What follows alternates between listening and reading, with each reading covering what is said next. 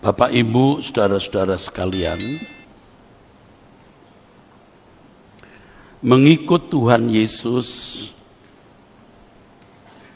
belajar dari Tuhan Yesus untuk memiliki hidup yang berkualitas, itu adalah seluruh hidup kita. Mestinya itu seluruh hidup kita.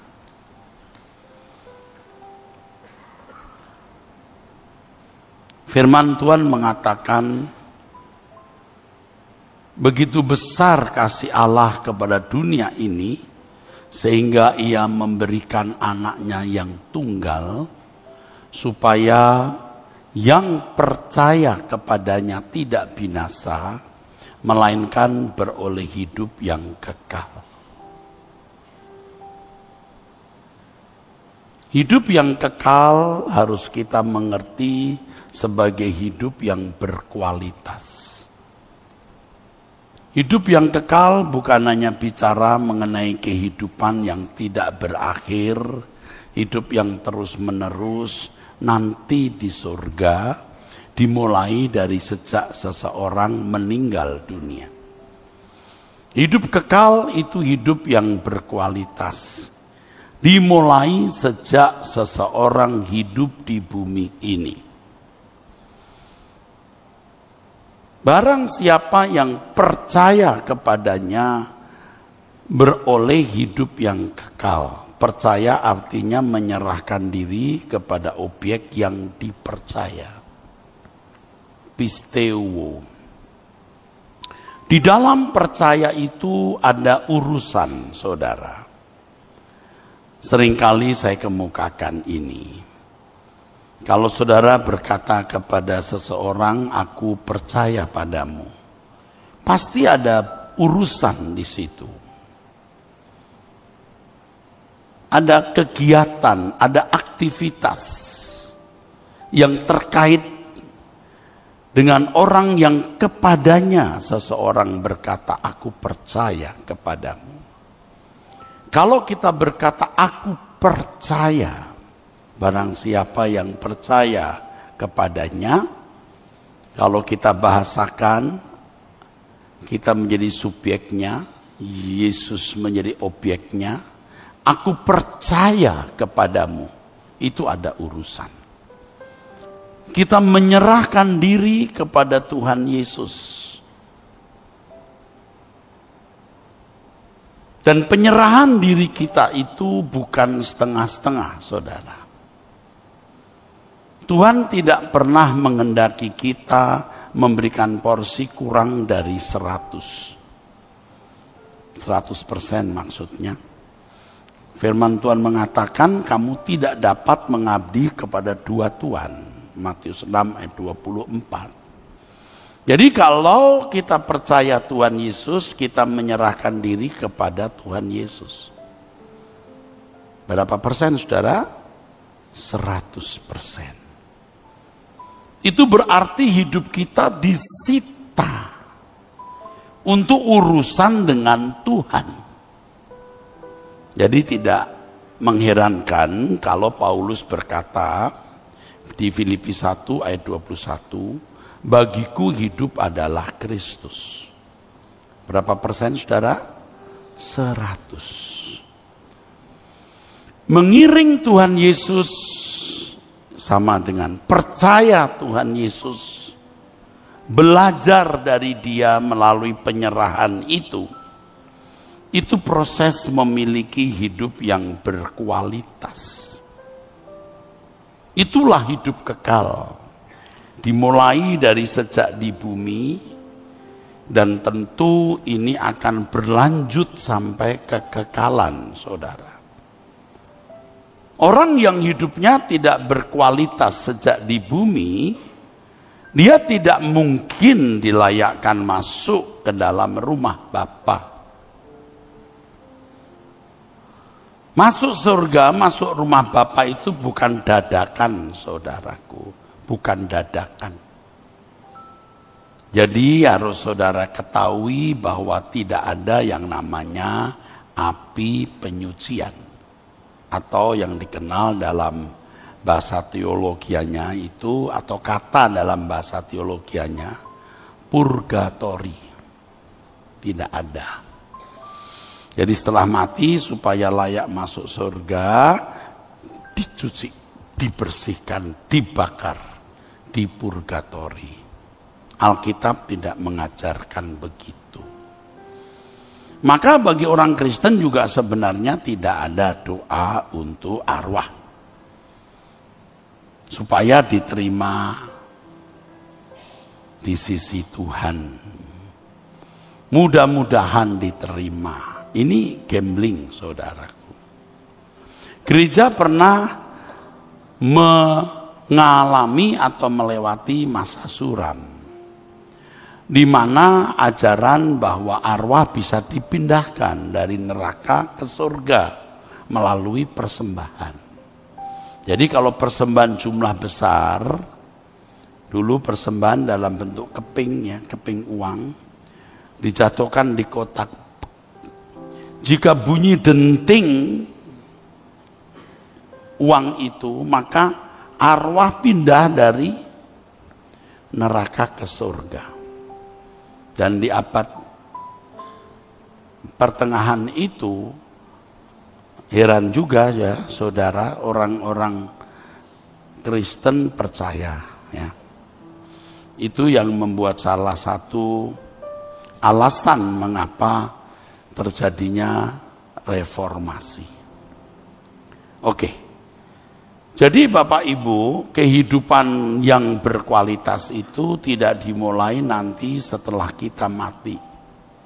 Hidup kekal atau hidup yang berkualitas itu dimulai sejak kita di bumi sekarang ini.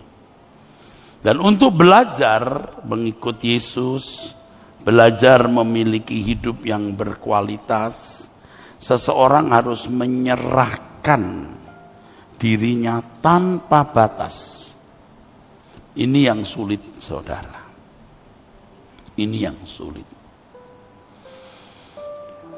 Saya kira belasan bahkan puluhan tahun saya kurang mengerti. Kalaupun saya secara kognitif, secara pengertian akali tahu, tapi secara praktek saya tidak tahu, sehingga tidak melakukannya dengan benar. Bagaimana bisa memiliki kehidupan yang seluruhnya disita untuk mengikut Yesus? Ya, pisteuo tadi, menyerahkan diri kepada objek yang kita percayai. Secara akali saya menangkap dan memahami, tetapi secara batin dan seluruh kehidupan tidak bisa. Tidak mampu, tidak sanggup, saudara. Belasan bahkan puluhan tahun. Tetapi anugerah Tuhan sampai akhirnya saya mengetahui, ya bukan hanya secara kognitif pengertian di dalam nalar, tetapi penghayatan hidup. Kapan itu, saudara? Kapan? Hal itu terjadi ketika kita makin memiliki pemahaman yang lengkap tentang kebenaran. Semakin kita memahami kebenaran, saudara, kita makin mengerti betapa dahsyatnya kengerian terpisah dari Allah. Dan di pihak lain kita makin memahami betapa indahnya persekutuan dengan Allah. Bukan dimulai nanti setelah kita mati, tapi dimulai sejak kita hidup. Sampai kita terikat dengan Tuhan, sampai semacam dalam tanda kutip edik atau tercandui oleh Tuhan.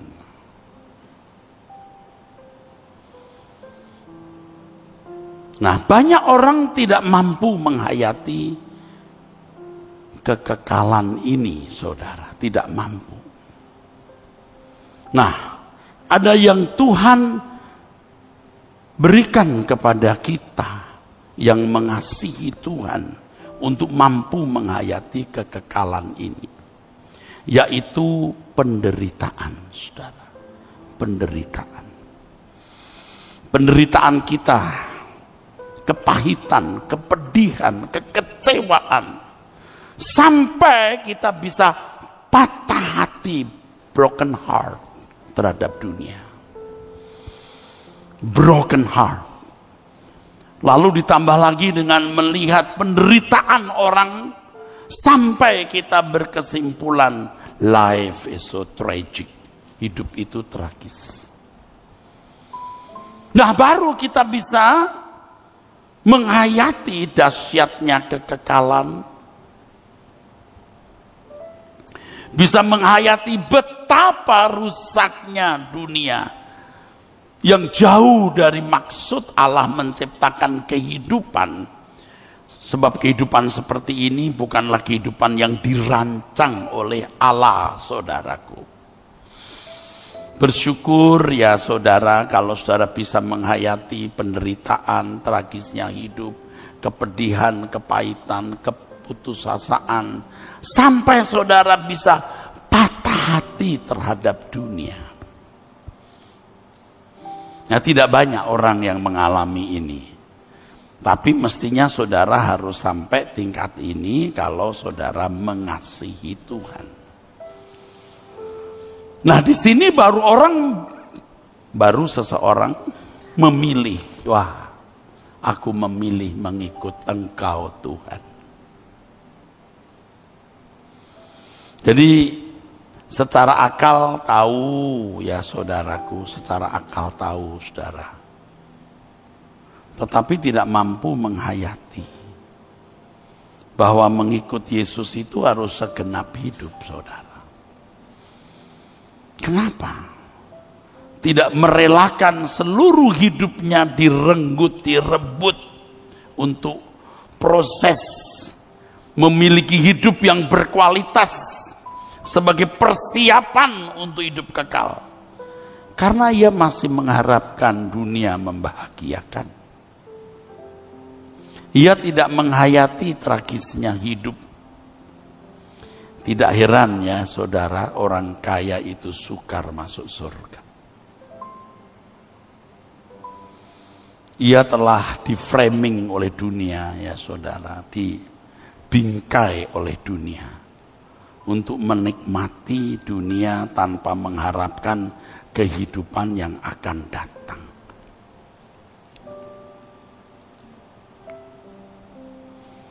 Dan banyak pendeta belum sampai tingkat ini. Saya tidak mengatakan kalau saya lebih baik dari pendeta. Nah, kebetulan saya ada di sekolah pendeta selama puluhan tahun, saya tahu. Memimpikan kehidupan yang wajar, berkompetisi di marketplace susah, kuliah bayarnya mahal, satu-satunya tangga karir yang mudah itu sekolah teologi. Bisa jadi sarjana, magister, doktor, lalu dapat pekerjaan. Minimal bisa hidup lah ya. Karena semiskin-miskinnya pendeta lumayan ya dibanding tukang parkir. Ya, semiskin-miskinnya pendeta lumayan dibandingkan dengan petani yang hanya punya tanah 2-3 petak. Dan tidak sedikit orang dengan motivasi itu sekolah teologi. Dan kalau mereka menjadi pendeta, mereka menjadi pendeta karir. Ya, profesi ya. Pelayanan jadi profesi bukan dedikasi. Puji Tuhan kalau Tuhan menggarap orang-orang ini sampai pada level yang tadi saya maksud. Hidup ini tragis ya. Kebenaran dimiliki sehingga bisa menghayati tragisnya kalau seseorang terpisah dari hadirat Allah, dan betapa indahnya persekutuan dengan Tuhan yang dimulai sejak di bumi. Itu hidup yang berkualitas. Lalu dia memahami betapa tragisnya hidup ini. Bagaimana manusia menjalani hidup yang jauh dari rancangan Allah semula. Dan kalau orang-orang ini, orang-orang seperti ini rindu meloloskan diri dari dunia yang tidak berkualitas, dunia yang inferior, yang rendah ini, dia akan berusaha juga membawa orang lain migrasi ke sana, saudara-saudara. Nah, setelah itu dia rela hidupnya semua direnggut, direbut, dirampas untuk mengikut Yesus. Baru mengerti. Nggak keberatan. The reason I live is to worship you. Mesti pendeta harus sampai level ini. Bahwa tujuan hidup kita hanya mempersiapkan diri menjadi layak masuk menjadi anggota keluarga kerajaan Allah di langit baru, bumi baru. Tidak ada tujuan lain. Nah, kalau sudah tua seperti saya, seperti Bu Ong, Pak Ong, mungkin bisa menghayati senangnya seberapa sih naik pesawat, punya rumah di luar negeri ya Bu Ong. Ya kan? Punya anak, ya, punya usaha, duit juga limpah ada. Menikmati makan, minum, seks, seberapa sih? Akhirnya berakhir. Kita bukan pesimis menghadapi hidup. Memang hidup yang kita jalani ini hidup yang tidak sesuai dengan rancangan Allah semula. Hidup yang sesuai rancangan Allah semula itu dirusak oleh manusia. Dan Tuhan Yesus mempersiapkan dunia yang akan datang. Yang untuk itu gereja ada untuk mempersiapkan jemaat migrasi ke sana.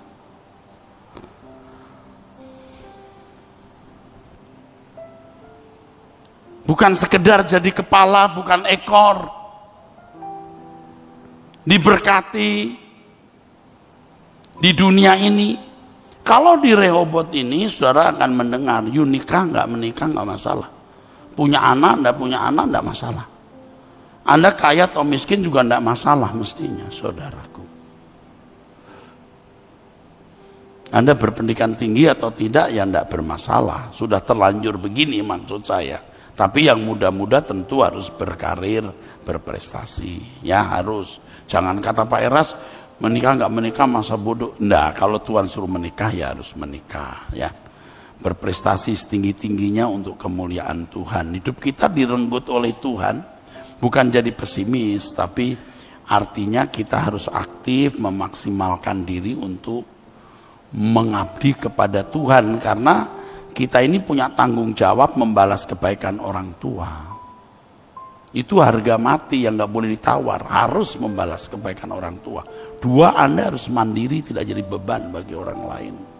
3, kamu harus memperhatikan keluarga besarmu. Opa, oma, ya, kungkung, popoh itu yang pertama, ya.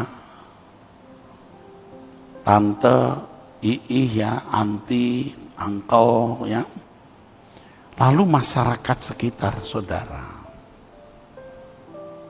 Termasuk kalau kita diberkati, punya driver, punya asisten rumah tangga, atau kita punya usaha, banyak pegawai, kita menghidupi mereka. Lalu yang kelima, Anda juga jangan lupa, gereja itu harus didukung, saudaraku. Inilah yang menjadi pilar gereja kita. Yang pertama kesucian. Yang kedua langit baru, bumi baru. Yang ketiga yang baru saja saya bicarakan ini. Memaksimalkan potensi, saudara. Jarang sekali saya menemukan orang yang rela hidupnya direnggut sepenuhnya. Jarang. Bahkan pelayan Tuhan. Tidak sedikit pelayanan menjadi profesi. Saya tidak katakan salah kalau seorang pelayan Tuhan hidup dari pelayanannya. Dia patut hidup dari pelayanan. Tetapi motivasi pelayanannya harus benar, yaitu memindahkan atau memigrasikan jemaat ke langit baru, bumi baru. Itu main job core bisnisnya. Karenanya pendeta harus sudah ongoing dalam proses itu. Kalau tidak, ya tidak bisa menularkan spirit sebagai musafir di bumi ini. Saudara, banyak yang sudah Kristen bertahun-tahun, tapi tidak sanggup memikirkan kekekalan, tidak sanggup menembus batas. Kenapa? Anda tidak bertumbuh. Anda tidak bertumbuh.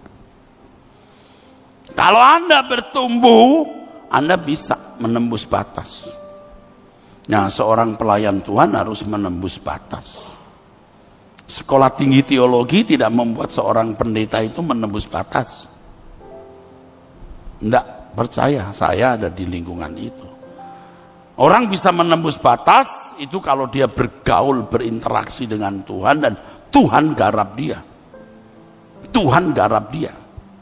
Tadi saya katakan melalui penderitaan, kepahitan, keputusasaan, kekecewaan, ya, yang mengerti tragisnya hidup orang lain, sementara dia makin mengerti kebenaran secara utuh, maka baru dia bisa migrasi. Dunia kita yang sudah makin rusak ini, saudara, ya, harus kita sikapi dengan benar, ya.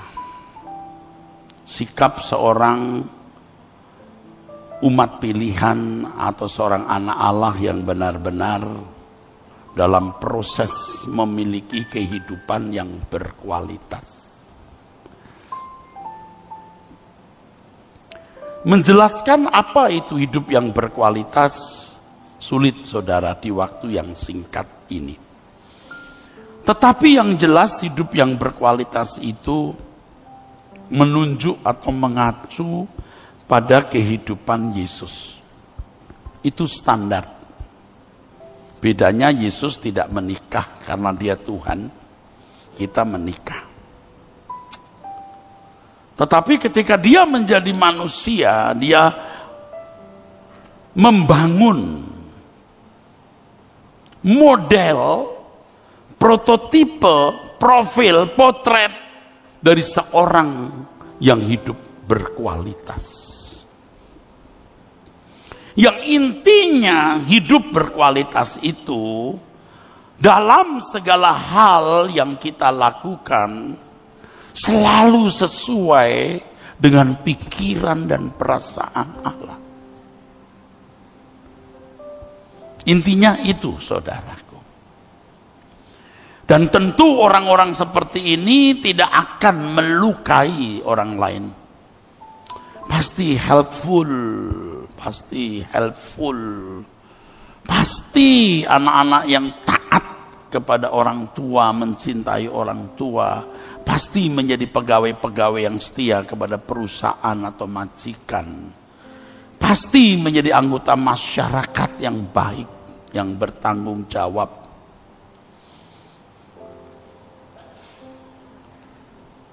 Dan hampir bisa dipastikan kalau orang hidup berkualitas itu tidak mungkin malas, tidak mungkin tidak berpotensi, tidak mungkin.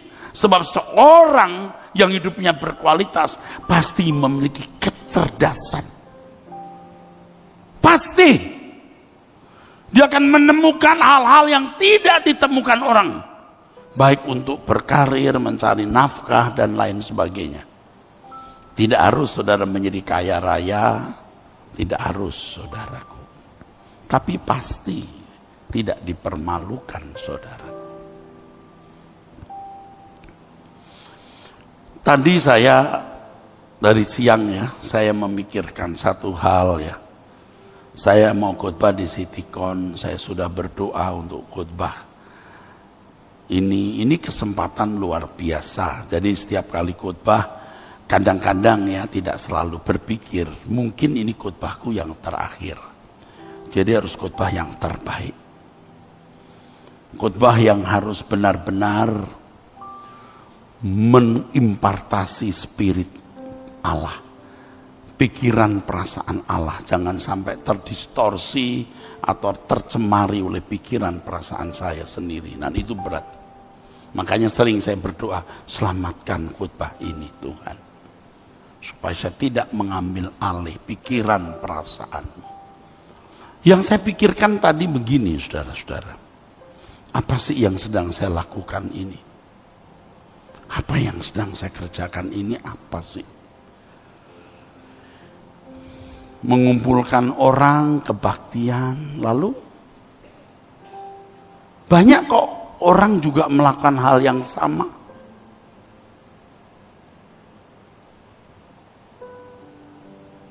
Kadang-kadang tanpa kita sadari ya saudara, orang melakukan kegiatan itu ya karena ada kesenangan di situ. Jadi pemimpin, jemaat datang, dia jadi gembala, senang ya. Belum lagi kalau ada uang di situ ya. Ada kehormatan ya saudara. Apa yang saya lakukan saat ini apa yang saya lakukan? Saya letih juga saudara, capek juga saudara. Apa yang saya lakukan ini? Saya pikir begitu saudara. Jujur ya, tidak saya mengada-ada. Toh saya juga tidak mendapatkan benefit dalam bentuk uang. Enggak. Lalu saya harus memperjuangkan gereja ini dengan lelah, dengan letih, dengan capek, dengan pikiran. Apa yang sedang saya lakukan? Lalu sempat saya berkata, Tuhan, mengapa melayani Engkau itu melelahkan seperti ini? Kadang-kadang Engkau seperti tidak membantu saya. Ada suara kecil begitu loh saudara. Saya kan sudah cukup tua, sehingga tidak berani ya murmurs atau ngomel atau mengeluh gitu, enggak. Ada suara itu. Tetapi saya bangkit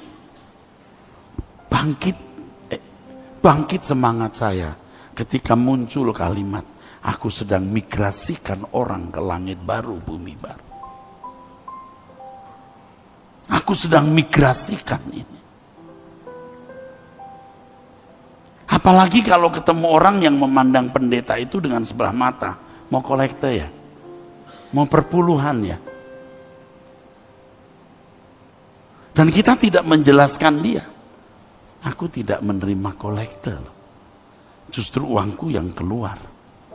Tapi kita tidak perlu menjelaskan ke orang-orang ini. Nggak perlu.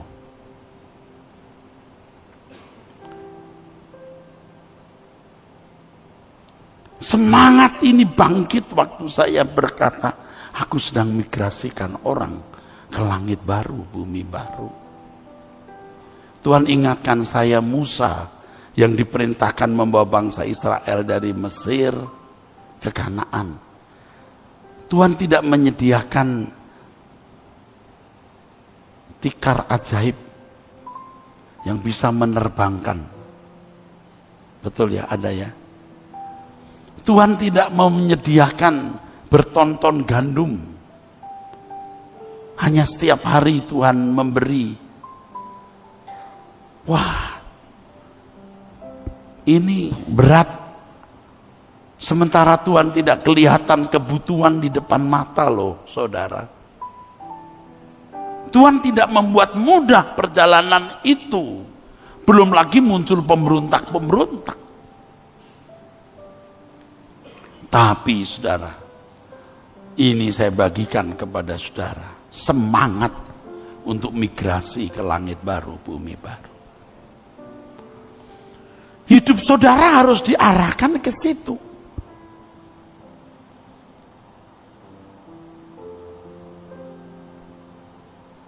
Hidup saudara harus rela dirampas untuk proses ini.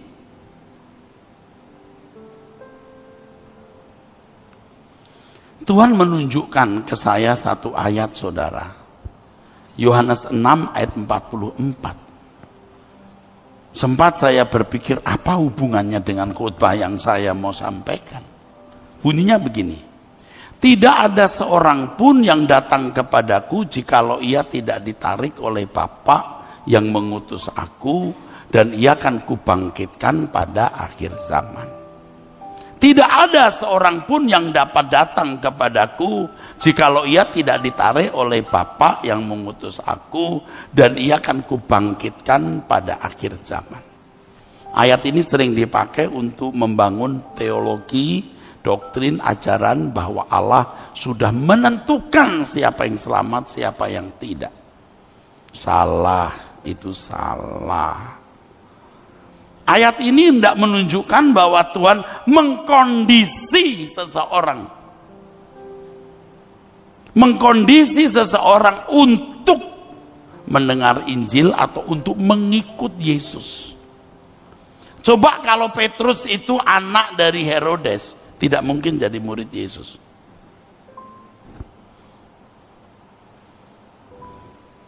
Coba kalau Yohanes itu putra mahkota kaisar, tidak mungkin di situ. Mereka rakyat jelata, dikondisi oleh Tuhan, yang pada waktu mereka sedang merajut memperbaiki jala, Yesus lewat dan berkata, ikut aku. Coba kalau misalnya Lewi yang kemudian jadi Matius adalah salah satu imam-imam kepala, tidak mungkin jadi murid Yesus. Dia adalah pemungut cukai yang Tuhan berkata ikut aku, dia meninggalkan meja cukainya. Anda tahu apa yang dimaksud Tuhan di sini? Melalui apa yang Tuhan berikan ayat ini, begini saudara. Setiap kita dikondisi dalam satu situasi di mana saudara bisa mendengar Injil, saudara bisa dipersiapkan masuk kerajaan surga. Dikondisi.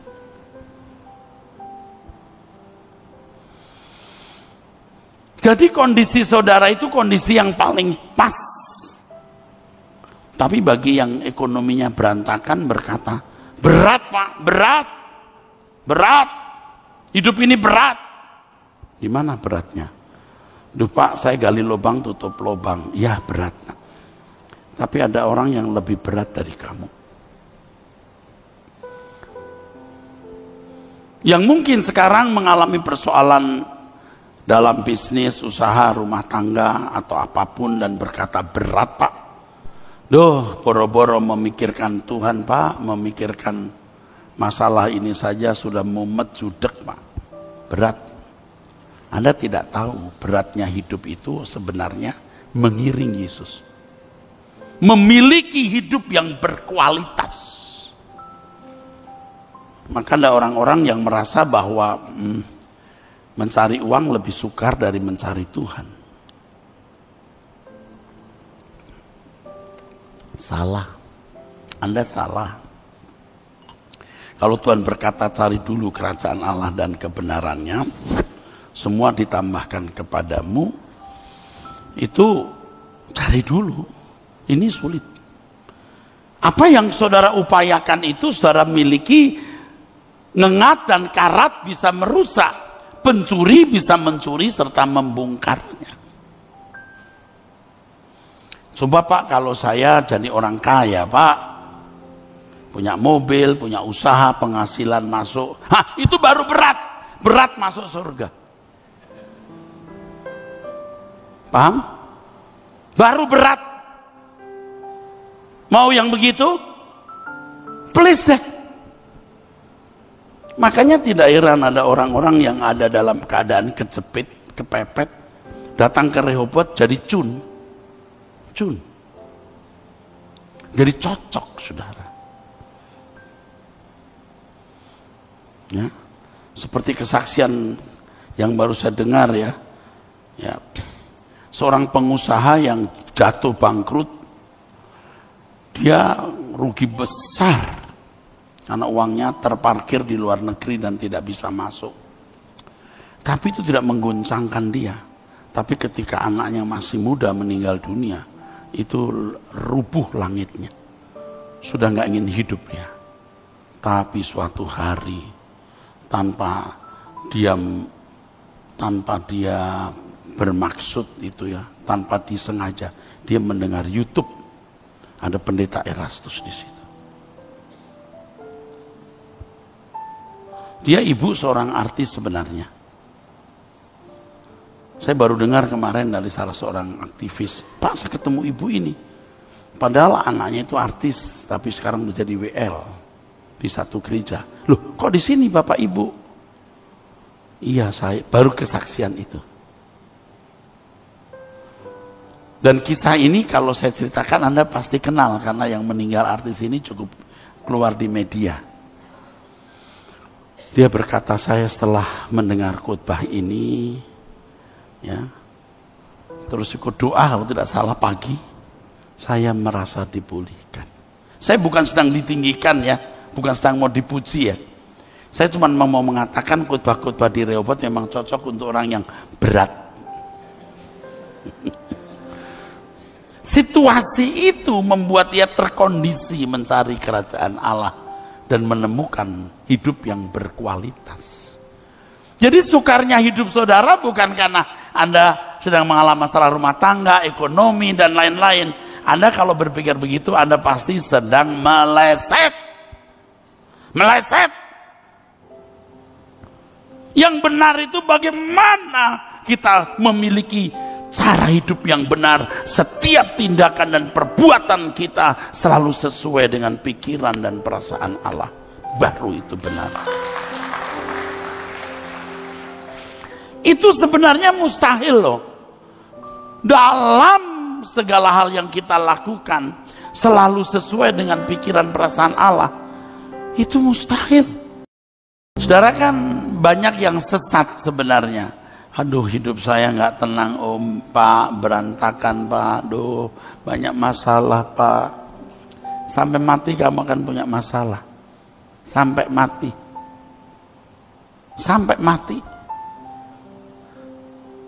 Yang berat itu bukan masalah itu.